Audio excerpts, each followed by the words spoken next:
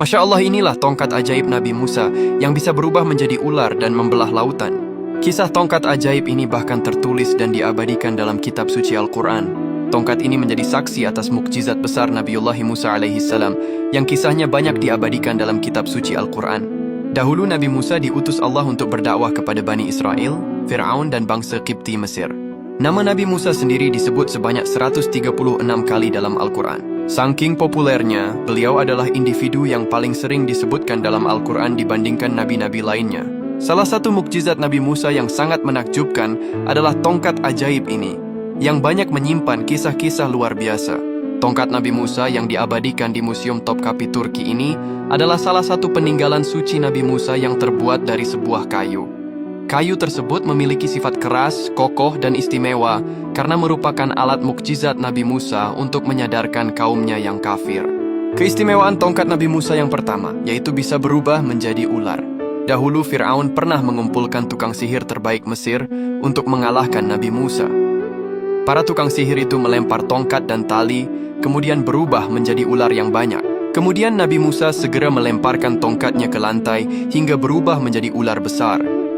Ajaibnya, dalam sekejap saja ular-ular kecil tukang sihir itu habis dimakan ular besar yang berasal dari tongkat Nabi Musa. Semua orang lantas tertakjub dengan mukjizat itu. Nabi Musa lalu menangkap ular besar itu, lalu ular itu berubah menjadi tongkat kembali.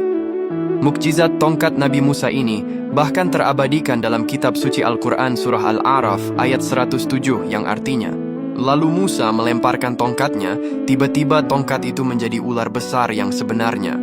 Quran Surah Al-A'raf ayat 107. Adapun mukjizat tongkat Nabi Musa yang kedua, yaitu mampu membelah lautan. Mukjizat ini terjadi ketika Nabi Musa dan Bani Israel meninggalkan Mesir atas perintah dari Allah karena dakwah Nabi Musa mendapatkan penolakan keras dari Fir'aun. Nabi Musa lantas memimpin Bani Israel pergi menuju Baitul Maqdis. Namun sayangnya rencana itu telah diketahui Fir'aun. Fir'aun dan pasukannya mengejar Nabi Musa dan pengikutnya. Di tengah jalan Nabi Musa dan pengikutnya menemukan jalan buntu berupa Laut Merah.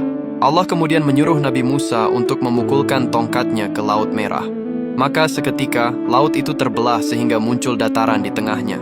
Nabi Musa dan Bani Israel pun segera menyeberang. Sesampainya Nabi Musa di seberang lautan dan pasukan Fir'aun berada di tengah laut yang terbelah, Nabi Musa memukulkan tongkatnya kembali ke Laut Merah.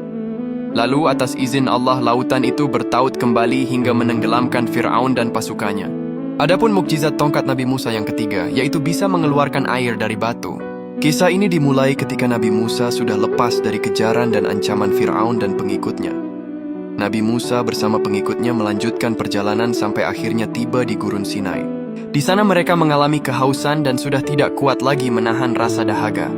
Tubuh mereka begitu lelah dan merasa tidak sanggup lagi untuk meneruskan perjalanan. Mendapati hal itu, Nabi Musa lantas berdoa kepada Allah agar diberikan petunjuk di mana mendapatkan air. Allah lantas memerintahkan Nabi Musa untuk memukulkan tongkatnya ke batu hingga memancarkan 12 mata air yang mengalir jernih dan sejuk. Mereka lantas segera berebut meminum air tersebut hingga rasa dingin dan segar segera mengalir dalam badan mereka.